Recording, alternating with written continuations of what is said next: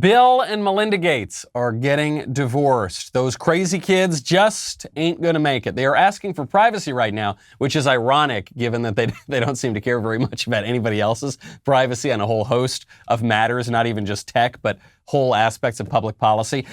However, the reason the Gates divorce matters and they're asking for privacy matters is this actually is not a private matter. And the idea that it is a private matter lies at the heart of a lot of our political problems. I'm Michael Knowles. This is The Michael Knowles Show.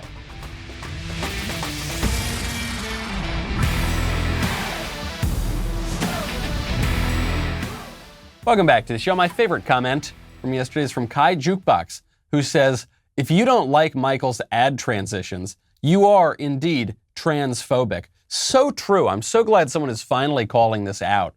You know, the left is always redefining terms. So let's redefine that term right now too. If you don't like my ad transitions, you are a vile transphobe. Good luck sleeping easy at night being a transphobe. If you do want to sleep easy at night, great way to do it. MyPillow. You all know how much I love MyPillow. I know that a lot of conservatives love MyPillow because MyPillow has conservative politics. But as I've said many times, MyPillow could be a communist front. It could be a front for the Chinese Communist Party. I would still buy MyPillow products. That's how good they are. The fact that they're conservatives is just icing on the cake. Well, now they have a new product called My Slippers. My Slippers are made with MyPillow foam and impact gel to help prevent fatigue. They're made with quality leather suede. I can tell you firsthand, these are very, very comfortable. You are going to love them. The whole family is going to want them for a limited time. MyPillow is offering 40% off their new My Slippers. 40% off. So you get the sheets, the pillows, the slippers. You get everything from MyPillow. They're absolutely fabulous. Go to MyPillow.com, click on the Radio Listeners Square, and use promo code DailyWire. You will also get deep discounts on all MyPillow products, including the Giza Dream bed sheets, the MyPillow mattress topper, and MyPillow towel sets. Or you can call 800-951-7163. Use promo code DailyWire. Visit MyPillow.com right now or call 800-951-7163. We no longer believe we can grow together as a couple in the next phase of our lives, say Bill and Melinda Gates in a joint statement on their divorce. Have you ever heard more ridiculous boomer nonsense than that? What does that mean? We no longer believe we can grow together. You're in your 60s. Bill is. I think Melinda Gates is in her 50s. A lady never tells. What is grow together? Like you're some 14-year-old child in school? Look, I just got to find myself. I got to grow. No, you're married. You have children. You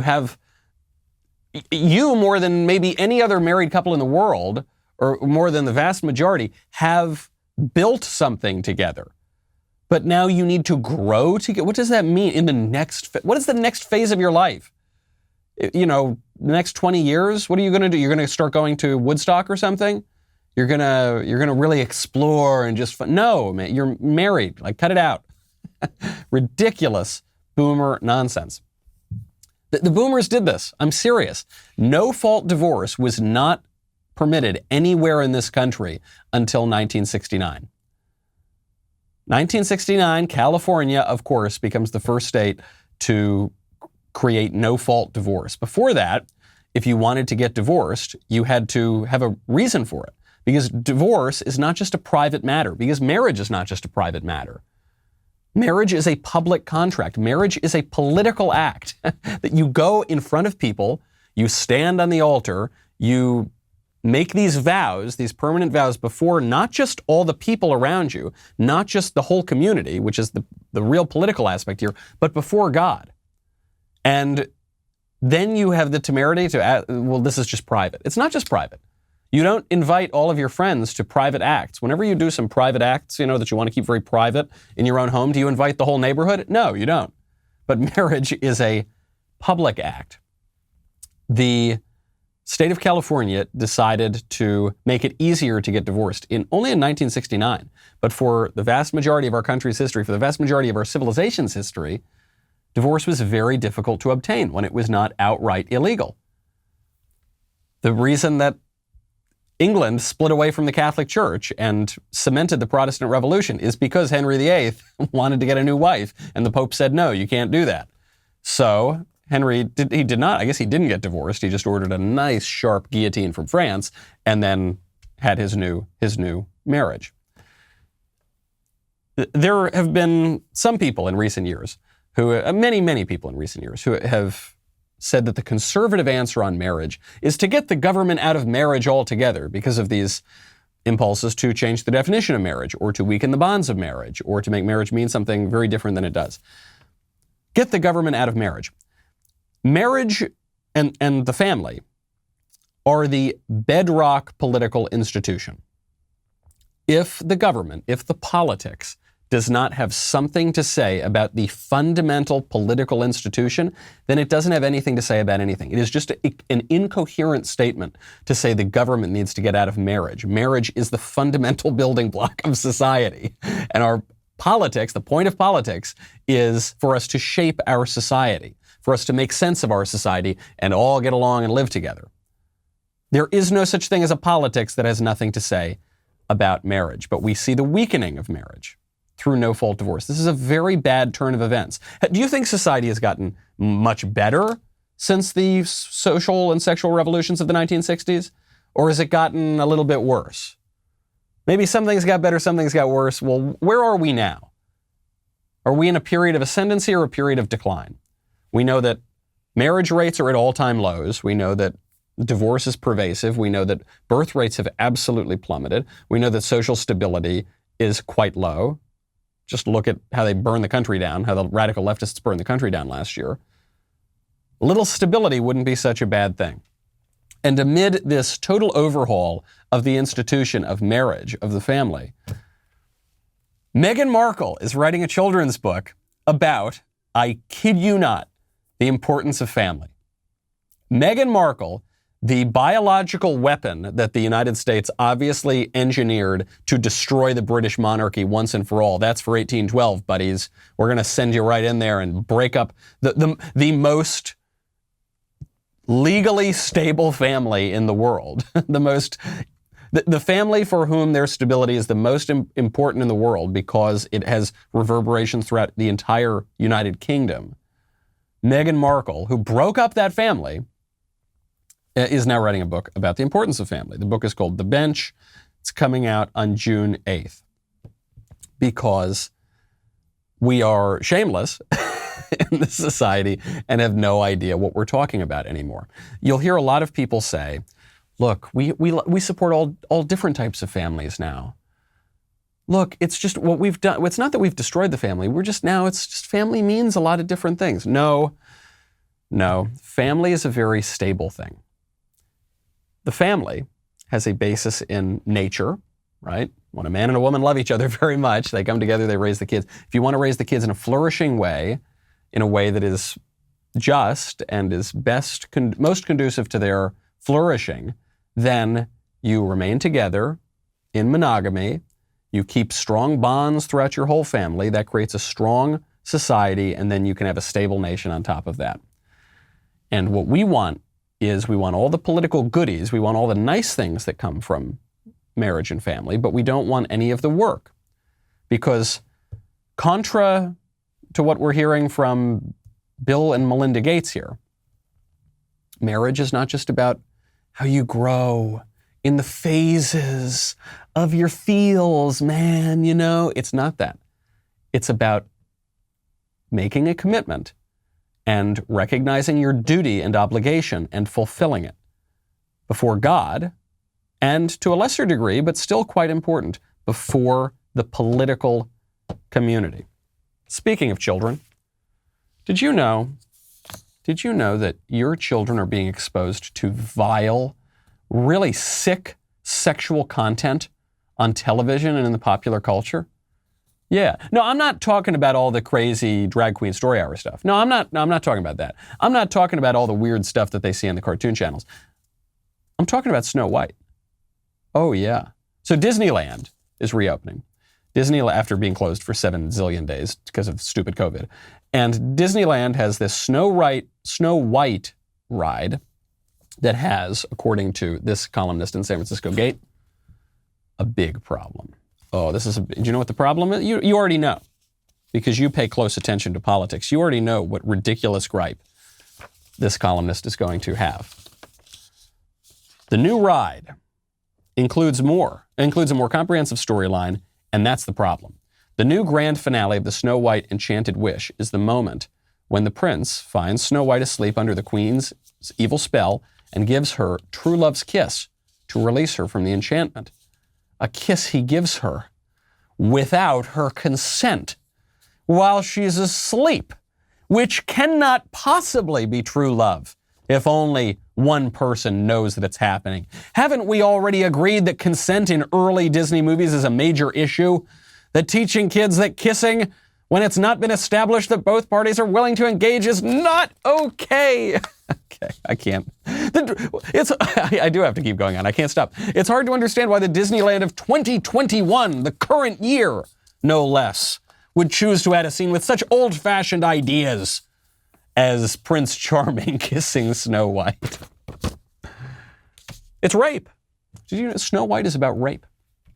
According to people who do not understand anything about men and women, love, marriage, family, or anything else in society. As to the matter of consent, it just as a pure plot matter, Snow White is under this evil spell where she's just stuck there forever, right? I think that given the choice between remain permanently under an evil spell and get kissed by a hot guy, I'm pretty sure Snow White would choose the latter. I don't think that we need to have a survey. I don't think we need scientific and philosophical investigations into this. It's better. The hot guy should kiss her. That's a better choice. But beyond that, what's really at the heart here is that in our liberal society, we have exalted consent to be not just a good, consent is a good, we have exalted it to be the only good. To the exclusion of virtue, which we're told we can't know, to the exclusion of the good, the true, and the beautiful, which we're told that we can't know anything about.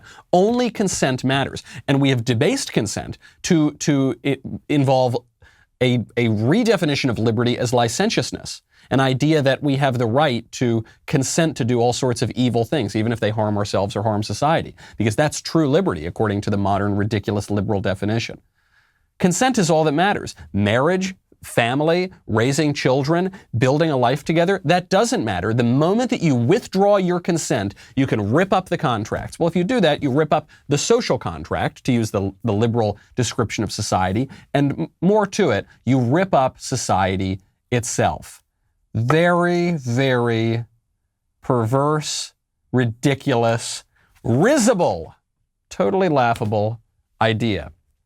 But it ain't so funny when you see the social effect of this, which is societal breakdown. And when society breaks down, you're probably going to want to have some physical assets like gold.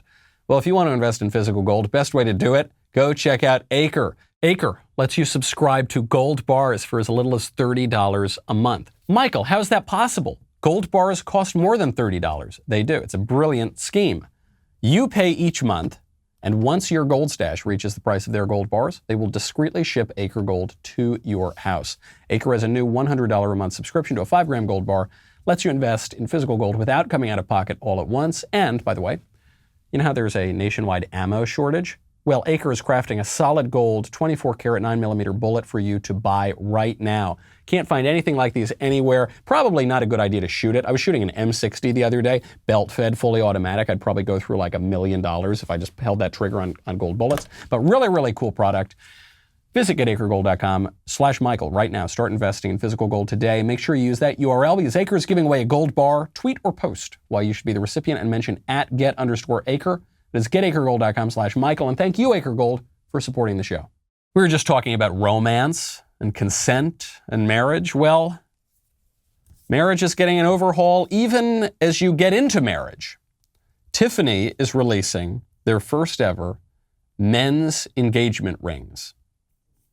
So, typically for those youths in the audience or those people who have remained single, who have been living under a rock, when you get married, what happens? The man goes out and buys a ring, and he proposes marriage, and the woman either accepts or smacks him across the face and says no, and then she puts the ring on, and then you go get married. And then you can, now both parties wear a wedding ring, though that wasn't always the case, but only the woman wears the engagement ring. Well, that's changing. I have had So I've got to watch my words here. I've had some liberal friends of mine who are men engage in this process already. The men have worn an engagement ring. Because they say, well, if the woman wears an engagement ring, I should wear an engagement ring too. Because men and women are exactly the same and completely indistinguishable. So, of course, whatever the woman does, the man has to do.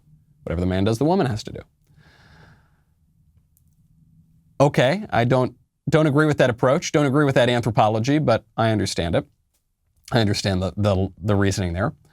Now, Tiffany, by coming out and saying, here is a men's engagement ring, they are taking this beyond a sort of personal eccentricity and saying this could be a new social tradition. This could be a new aspect of proposing. Now, the men's engagement rings, it's called the Charles Tiffany, and it includes emerald cut and round diamonds up to 5 carats. So I don't know, you'd have to be pretty blingy here. Who is this aimed at? For the straight fellas in the audience, would you wear the Charles Tiffany engagement ring? Probably not, right? But I don't think straight guys are the audience here. Maybe some feminist guys who think that men and women have to do exactly the same thing.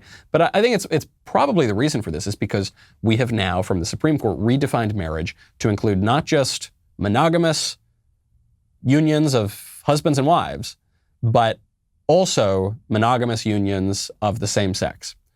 And so because of this, if you're a man proposing to another man, it's a little, who's going to do it? Which guy is going to do it? If you're now saying that we are going to redefine and expand the institution of marriage to include monogamous same-sex unions, it does raise a lot of questions.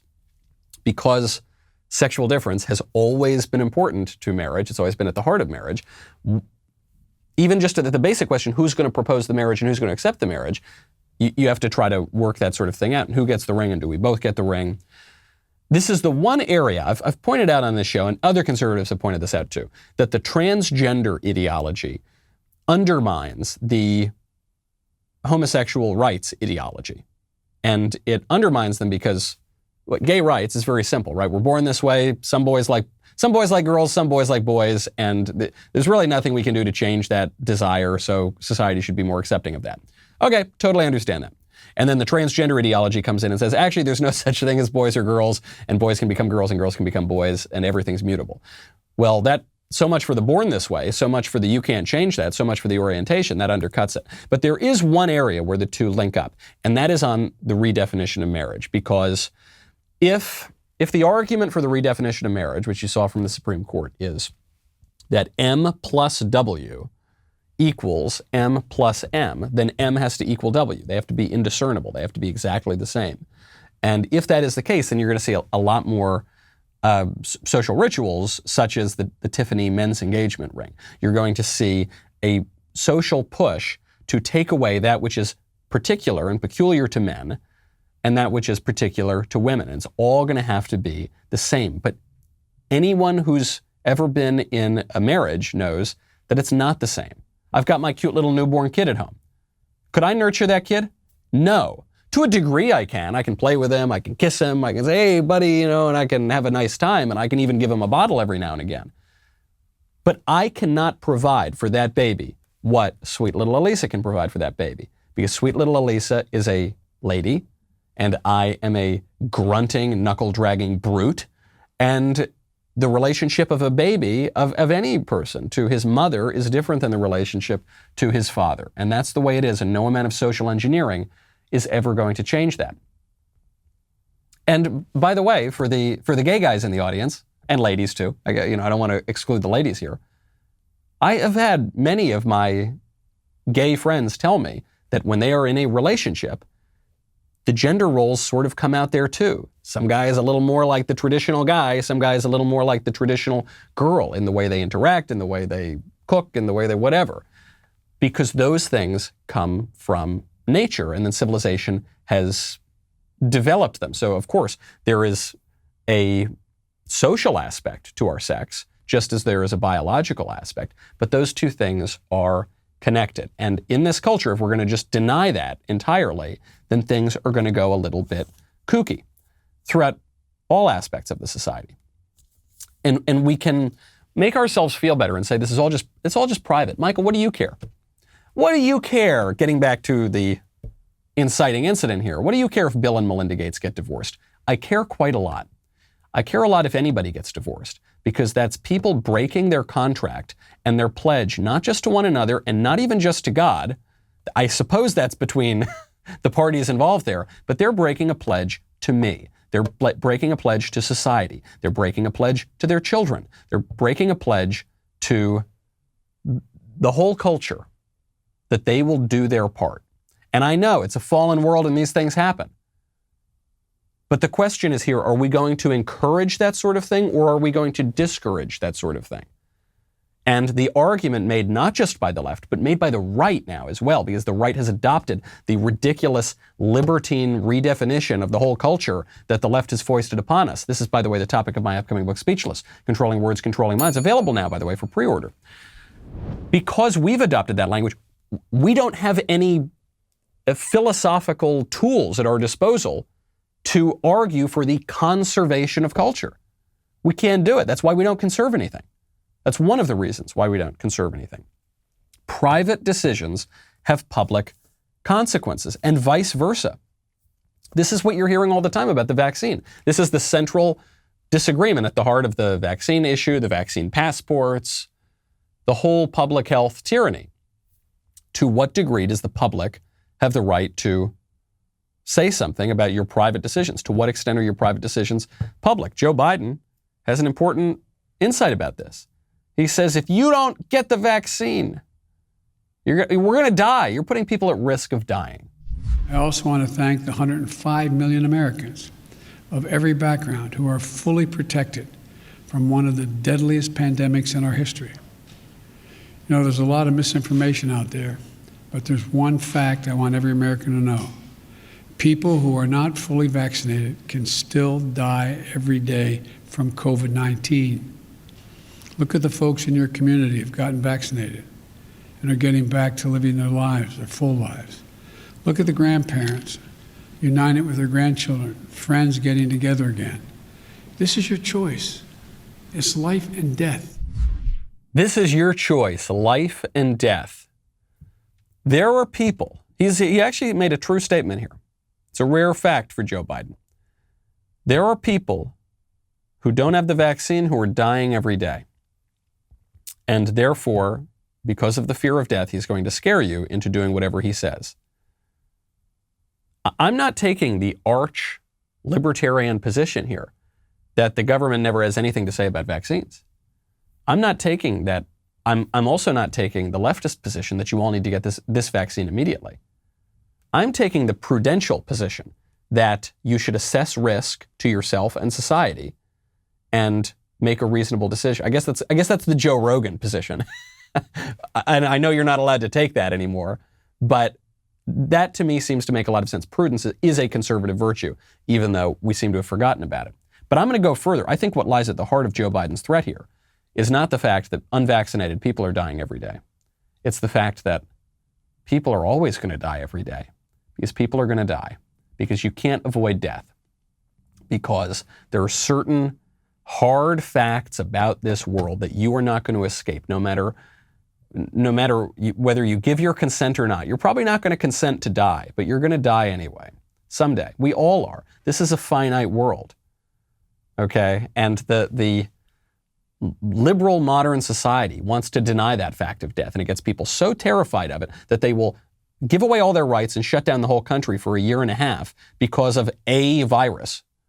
Because of a virus that, you know, it's not great, but it's not worse than many other pandemics that we've gone through. But they're willing to give it all away because of their terror of death and because of their shock and because of their delusion that they are totally 100% in control of their own lives. They own their own lives. They can do whatever they want. They can, as long as it's consensual, they can do whatever they want, darn it. No. You didn't choose to come into this world. You're probably not going to choose to come out of this world. A lot of things are going to happen to you in the meantime that are unjust. I think this has to do with a lot of the crazy leftist entitlement culture and the burning down of the country over the grievance politics, as people don't recognize it. There is injustice in this world, and you're going to have to deal with that. That's a fact of life.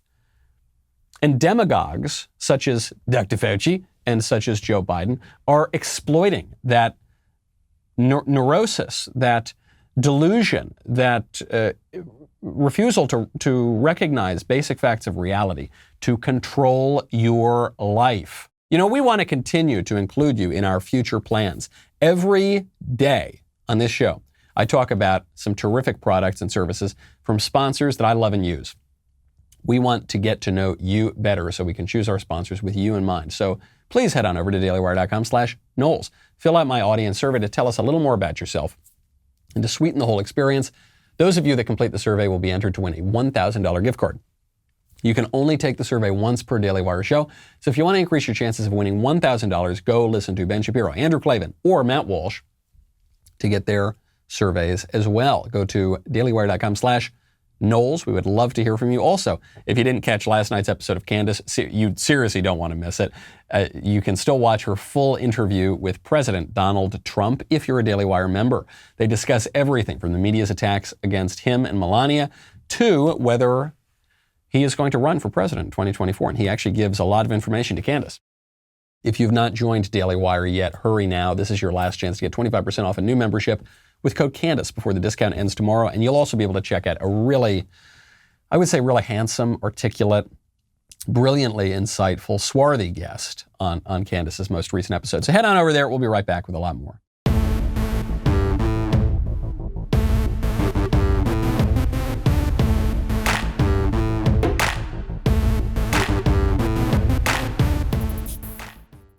Joe Biden's case for getting the vaccine is that if you don't get the vaccine, you're likely to die. Basically, people are dying every day. You got to get it. Forget about your own risk assessment. Forget about prudence and your own faculties of reason. You got to get it. Okay, that's about as strong a pitch as you can possibly make. So, Mr. President, how do we get the vaccine? I'm going to repeat. We're going to make it easier than ever to get vaccinated. Visit vaccines.gov, or text your zip code to 438829. 438829. I'm just going to clear out my ear a little bit. Can we one more time? How do you get where do you get the vaccine? I'm going to repeat. We're going to make it easier than ever to get vaccinated. Visit vaccines.gov, or text your zip code to 438829. 438829. I want to be very careful here because this is a family program. So all I will say is that I am less likely to get the vaccine after that pitch. That was not a very persuasive pitch from Joe Biden. Dr. Fauci, who is the leader of the coronavirus initiative here, right? He's the one leading the public health response. Finally, Dr. Fauci, it's been not just 2 weeks, not just 2 months. It's been a long time, pal. We can finally get back to normal, right? We let you drag this thing on about 28 or 29 times longer than you said it would take. Finally, we can go back to normal, right? We're at the end of the pandemic. We would hope by the time we get to the end of calendar year 2021 and the beginning of the first quarter of 2022, we'll be able to vaccinate children of any age. Before I let you go, Dr. Fauci, you and I are Major League Baseball fans. What inning are we in as far as this COVID pandemic is concerned? Well, you know, we're at least halfway through. I hope we're seeing, and I do believe, Wolf, I'm not trying to be overly enthusiastic about what's going on vis-a-vis the vaccine program, which is so successful. But we've really got to not declare victory prematurely. So we're in the late innings, but it's not over. That's the thing we really got to get people to appreciate. We're going in the right direction. We're seeing the light at the end of the tunnel. But now's not a time to declare victory. It's a time to get more and more people vaccinated. Just the way the president said today, we want to get to that goal. It's a doable goal, and I believe we'll get there. So you think the 7th, the 8th inning, or late innings? What inning are you talking about? How about the bottom of the 6th? Try that one, Wolf. All right, I'll go with the bottom of the 6th. That's not too bad. Now, I don't think that Dr. Fauci has a ton of credibility on the virus because he has admitted that he has misled us. Remember in that first few weeks where he said, "Do not wear the masks, you stupid idiots." Again, I'm paraphrasing. "Don't wear them. The masks do nothing, idiots." And then a few weeks later, he says, "You have to wear the masks." And we all said, "Well, what changed?" And he said, "Oh, I wanted to make sure there was enough masks for all my friends in public health. But now there is, so it's cool. Wear the mask. You have to." And you think, well, Dr. Fauci, if you would be so deeply misleading and dishonest to us about that basic protective element early on, why should we trust you now? But so I don't think he has a ton of credibility on this virus, but I know he has no credibility on baseball because if you recall, he was chosen to throw the first pitch out at the Nats game some months ago, and he dribbled the pitch. He just went right down the first base line. It was not great. And also, by the way, at that game, he wore the mask on the pitcher's mound when he was far away from everybody. And then when he got back up in the stands and he thought the TV cameras weren't on him, he was sitting next to friends of his, friends whom he doesn't live with, right? Friends who are not part of his household. And he took the mask down and he wasn't even eating. He was just hanging out. So not a ton of credibility. But he's going to hold his power. That's what this is about. Not 2 weeks in, not 2 months in. We're now well over a year in. Dr. Fauci says we're going to be 2 years in, and he's still not going to give up his power. Bottom of the sixth. How much more do you need to see?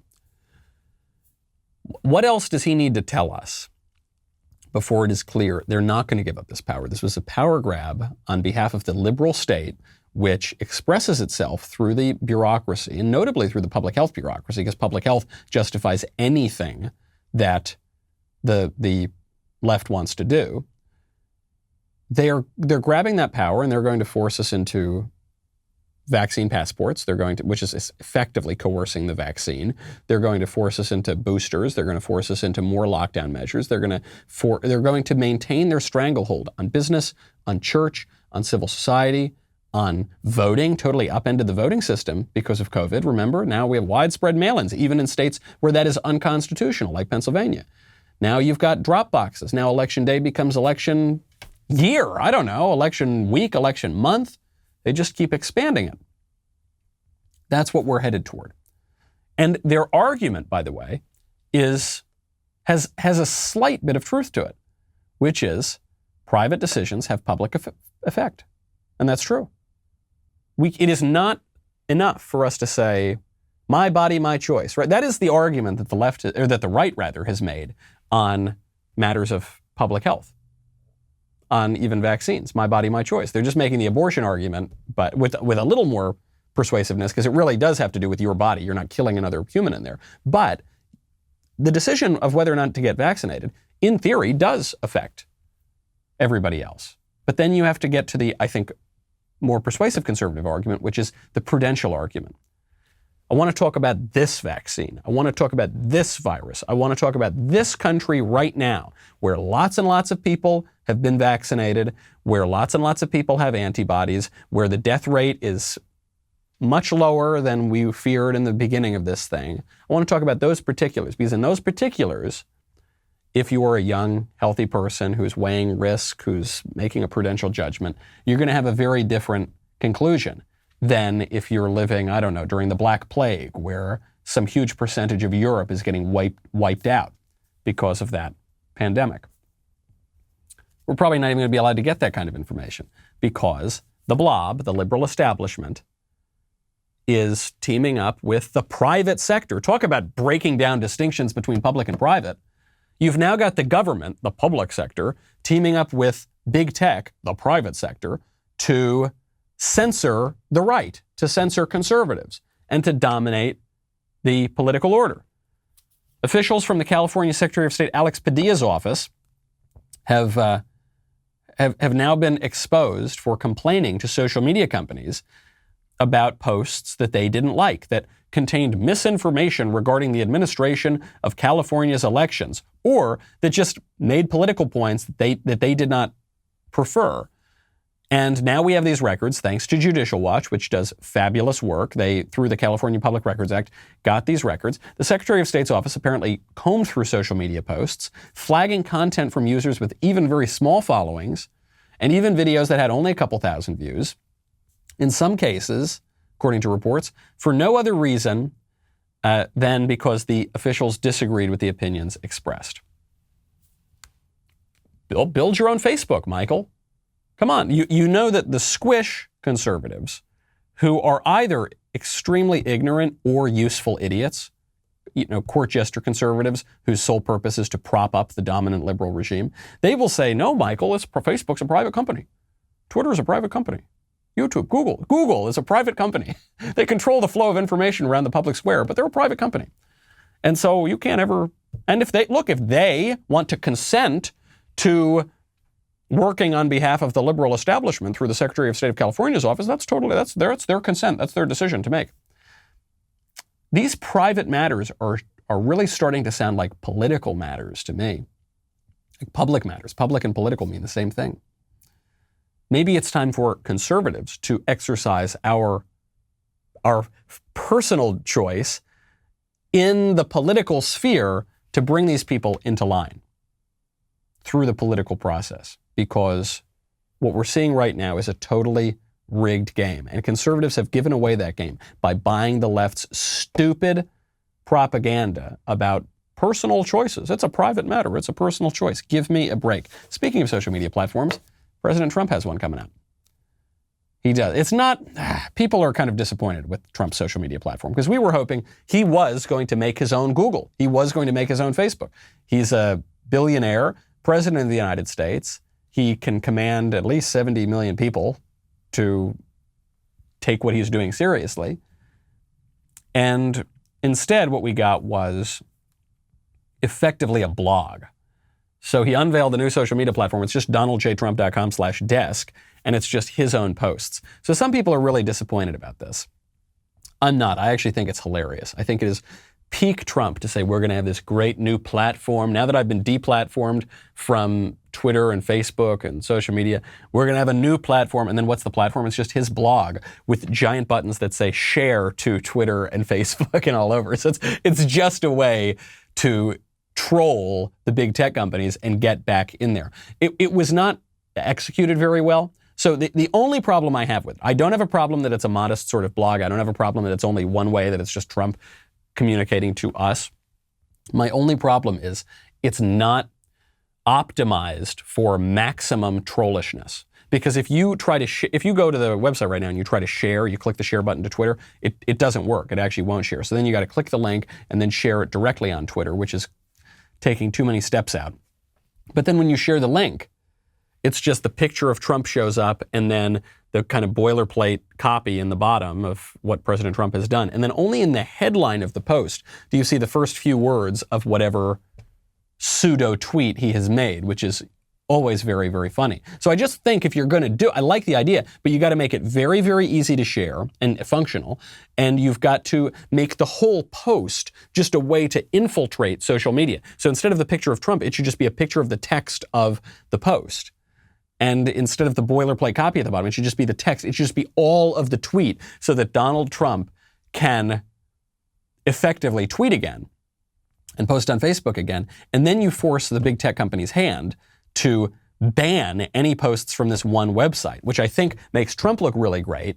And I think shows you the real end game here of this censorship, which is any conservative who's actually going to make a point, they're going to have to shut them down. I think it would be good politically for Trump if he is serious about running in 2024. And by the way, during his conversation with Candace, sure sounded like he's serious. If he wants to do that, then he's going to have to ratchet up that trollishness. Why wouldn't Trump run in 2024? Look who he's running against. Joe Biden, I guess, would run again. He hasn't said that he's going to step down. He actually probably needs to run again because if the end game here is to get Kamala in, I don't think Kamala can win on her own. She's very, very unlikable, even among Democrats. She was one of, if not the first Democrat out of the primary race in 2020. And I said, you'll remember, I said from the very beginning, watch Kamala, she's a clever politician. And when she got booted out of the race, everyone said, oh, Michael, you're an idiot. I can't believe you thought Kamala was going places. And she did. She did. That call was totally right. But she still is very unpopular. So probably what needs to happen is Biden needs to get reelected and then hand it over to Kamala. If Trump runs against Joe Biden, this is the kind of guy that he's up against. The last thing Americans with the amount of wealth needs is another tax break. We need to make a choice to eliminate the loophole. Only the gains above people making $2 million a year, a couple. A rate of capital gains rate for people making more than $1 million a year, which, by the way, would affect 0.3% of all taxpayers. 0.3% of the top 1%. And close another loophole, like the real estate investor loophole. The wealthiest simply paying the same rate on their wages and investment income that raises $40 billion a year for the next 10 years. The reason I'm bothering to do this is I keep hearing on the press, Biden's going to raise your taxes. Anybody making less than $400,000 a year will not pay a single penny in taxes. And we will not increase the deficit either, unlike the last gigantic tax cut, which increased the deficit by $2 trillion. Wait, hold on. Nobody making under $400,000 a year will pay a single penny in taxes? I might need to rethink my political affiliation. That's pretty good. You don't have to pay anything? Because right now I'm paying almost half of my money away in taxes. But I don't have to, oh no, that's not what he meant. He meant that they won't pay any more or any, what is that? It's hard to translate from Biden into English because not only does it come out garbled, because he's just exhausted, obviously, and past his prime, but he also just doesn't know what he is talking about. More and more confusion. But if Joe Biden runs for re-election, if Donald Trump runs for re-election, oh man, they're going to have some competition. No, I'm not talking about Kamala, DeSantis, Cruz, Hawley, whoever, anybody who's going to run. I'm talking about the real competition. Can you smell what The Rock is cooking? There's a part of young Rock, as if you're running for president in 2032. A lot of people are reading a lot of things into that. Well, let me take another drink of Terramana before I answer that one. It always helps with the answer. I have a goal and an interest and an ambition to unite our country. If this is what the people want, then I will do that. And this goes back to me wrestling in flea markets and used car dealerships, even in that, as small and as intimate and as rowdy as those crowds were, Willie, I still had my finger on the pulse of the people, and I always got an idea of what they wanted in that moment. So I say that to say, like, if the time comes where there is a good amount of people who want to see that happen, then I'm going to consider it. How will you know if the people are asking you to take that step? I think you would do deep dives of polling and things like that. What the people want will lead and inform that decision. And if it is, in fact, what they want, then I'm going to take another drink of my Terramana and I'm going to say, okay, let's do it. Terramana. You got to give the guy credit for being an A-list salesman. He's pushing this tequila that he's using, which raises questions about this tequila that he owns, rather. It raises questions about whether or not he's serious about running. Is he just using the buzz of the president thing to sell tequila? He's got a big Terramana sign behind him. He opens up the answer talking about Terramana. He closes the answer talking about Terramana. So maybe this is what people said about Trump for years. They said, oh, he's just trying to sell his brand. He's trying to sell his neckties. He's trying to sell his memberships at his golf clubs. He's trying to sell his The Apprentice, whatever. He's just pretending to run for president so that he can do this. I'm sure that The Rock realizes, first of all, I'm sure he's paid attention to what Trump did and realizes that it is a good strategy and it can help you as a matter of business. But also, The Rock has floated this for years. He has been floating the idea of running for president for a very, very long time. And he has dipped his toes into politics. For a while, he was a sort of a moderate. He was considered a moderate Republican. He endorsed Biden and Harris in 2020. So I don't really like The Rock. I don't think I would vote for The Rock. His politics, I don't think, are my politics. But I also don't like his answer.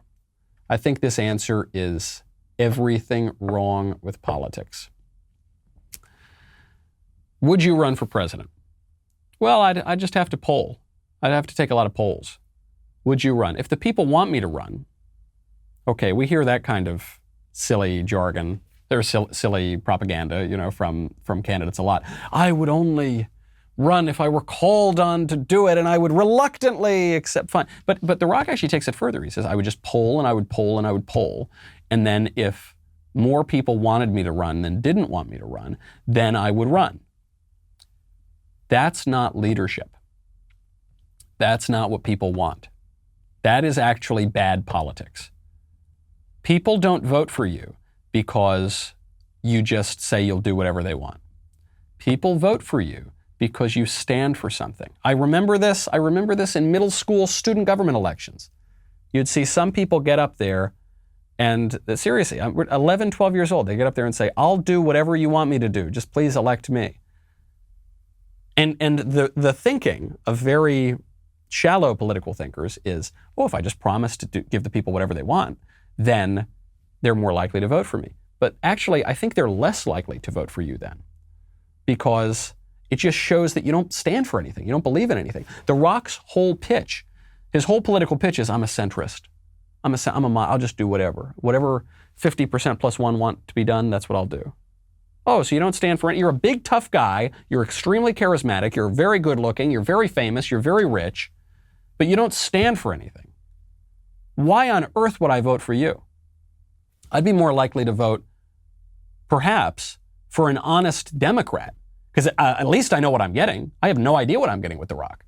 The Rock might end up being much further left because he's just going to go wherever the wind blows. Really, really bad pitch. Speaking of leadership, got to get to this. You know that there's this problem in the Republican leadership in the House. Namely, Liz Cheney is a member of leadership, but she hates Republicans. She clearly has disdain for her constituents. She voted for the second farcical impeachment of Donald Trump. She says that she parrots Democrat talking points all the time about the big lie, which she says that if you in any way question the 2020 election, you're engaging in the big lie. This was a phrase popularized by Democrats. It refers to something coined by Adolf Hitler in Mein Kampf. And ironically, when Hitler uses the term the big lie in Mein Kampf, he's actually accusing the Jews of propagating a big lie to blame a certain German general for the loss in World War I. So ironically, though the left is not aware of this, when they use this phrase, they're actually casting themselves as the Nazis in their own analogy. Neither here nor there. Liz Cheney totally going along with this kind of rhetoric. And Kevin McCarthy has previously defended her. He's the number one Republican leader in the House. Well, apparently Kevin McCarthy is losing his patience with Liz Cheney. Do we have the clip? I think she's got real problems.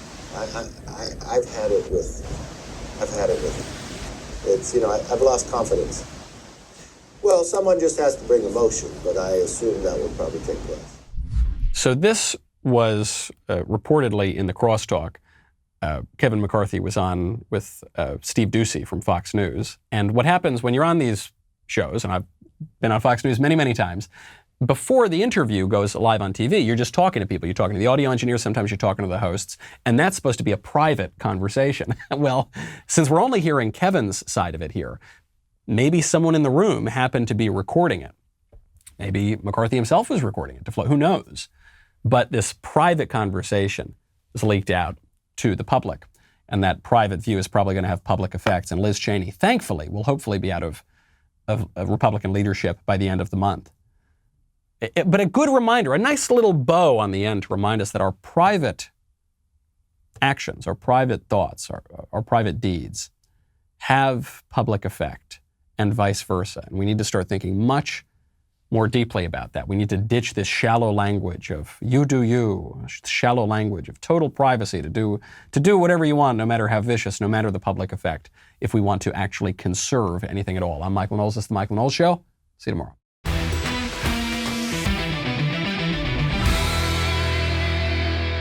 The Michael Knowles Show is produced by Ben Davies. Executive producer, Jeremy Boring.